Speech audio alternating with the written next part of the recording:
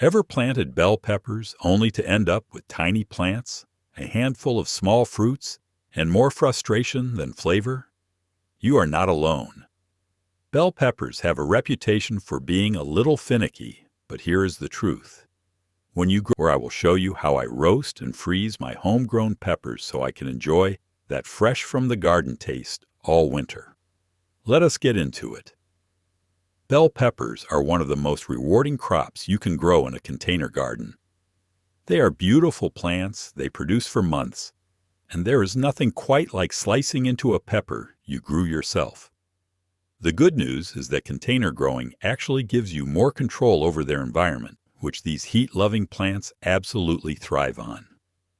Once you understand what bell peppers need and how to give it to them in a pot, you will be harvesting more peppers than you know what to do with. So let us start by understanding why containers work so well for this crop.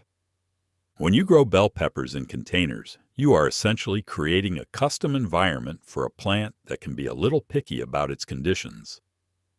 Bell peppers originated in Central and South America, warm, consistent climates with rich soil and good drainage. They do not like cold feet, they do not like soggy roots, and they really do not like temperature swings. In the ground, you are at the mercy of whatever soil and conditions you have. But in a container, you control the drainage, you control the soil quality, and here is the big one.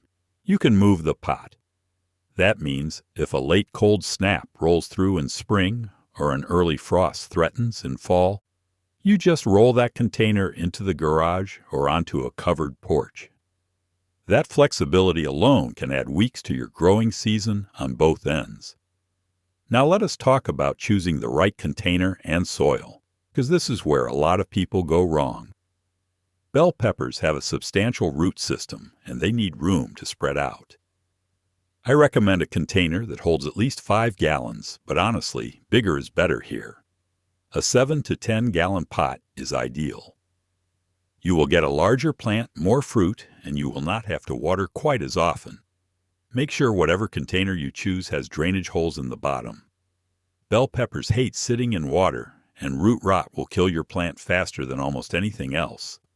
For soil, you want a high-quality potting mix, not garden soil, which is too dense and will compact in a container. Look for a potting mix that is loose, well-draining, and rich in organic matter.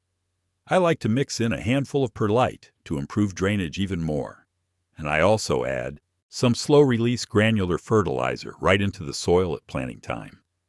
Bell peppers are heavy feeders, and getting nutrients into the root zone from day one gives them a strong start. Once you have your container and soil ready, it is time to plant. Now you can start bell peppers from seed indoors about 8 to 10 weeks before your last frost date, or you can pick up transplants from your local nursery. Either way works. When you are ready to plant, fill your container with your potting mix. The plants start flowering. I also give them a liquid fertilizer every 2 weeks. Look for something with a balanced ratio or one that is slightly higher in phosphorus, which supports fruit development. Just be careful not to go overboard with nitrogen, or you will end up with a beautiful bushy plant and very few peppers. By the way, if you are finding this helpful so far, take a second to subscribe so you do not miss more videos like this one. All right, let us keep going. Now here is a step that a lot of gardeners skip, but it can seriously increase your harvest, supporting and pruning your pepper plants. Bell pepper branches get as young, about 8 to 12 inches tall. I pinch off the first few flower buds that appear. I know it feels wrong to remove flowers, but trust me on this. Those early flowers take energy away from root and foliage development. By removing them, you are telling the plant to focus on getting bigger and stronger first, which means more flowers and more fruit later in the season. Once the plant is established and bushy, I also remove any suckers or small branches growing below the first main fork. This improves airflow and directs the plant's energy into the fruit-producing branches up top. Let us talk about some common problems you might run into and exactly how to handle them. First, blossom drop, where your plant flowers beautifully, but the flowers fall off without setting fruit. This is almost always a temperature issue. Bell peppers drop their blossoms when nighttime temperatures fall below 55 degrees, or when daytime temperatures climb above 95 degrees. There is not much you can do about the weather, but you can move your container to a more protected spot during extreme heat or bring it indoors during an unexpected cold snap. Second, if you are seeing yellowing leaves, especially on the lower part of the plant, that is usually a sign of either overwatering or a nitrogen deficiency. Check your watering habits first. Make sure you are letting the soil dry slightly between waterings. If drainage seems fine, give the plant a dose of balanced liquid fertilizer. Third, blossom end rot, those ugly black sunken spots on the bottom of the fruit. This is a calcium uptake issue, usually caused by inconsistent watering. The plant cannot absorb calcium properly when the soil goes from soaking wet to bone dry and back again. The fix is consistent, even moisture. Mulching the top of your container with an inch or two of straw or wood chips can really help hold that moisture steady. Fourth, aphids and other pests. Check the undersides of leaves regularly.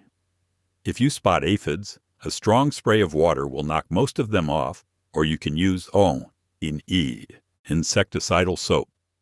The good news is, if you follow the steps we have covered, good drainage, consistent watering, proper feeding, you will avoid most of these problems entirely.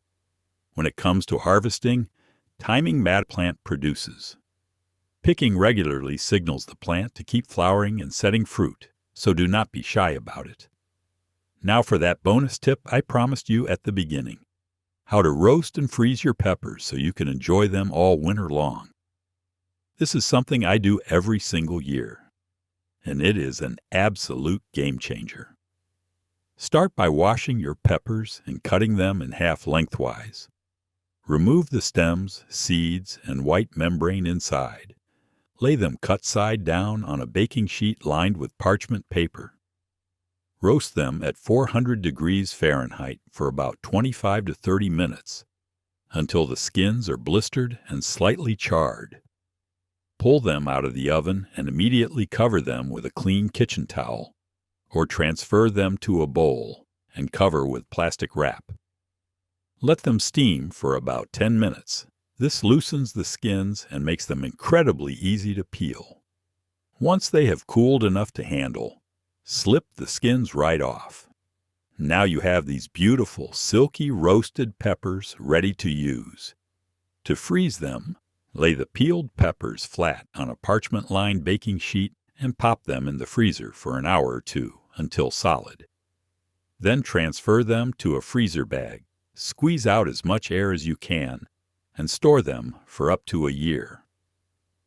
I pull these out all winter for pasta, sandwiches, soups, and homemade pizza. The flavor is unbelievably better than anything you can buy in a jar. So that is everything you need to know to grow bell peppers in containers and get a huge harvest. If you found this helpful, make sure to subscribe and hit the bell icon so you never miss a new video. And if you have any questions or your own tips for growing peppers, I would love to hear them. Drop a comment down below. Thanks for watching and good luck in the garden.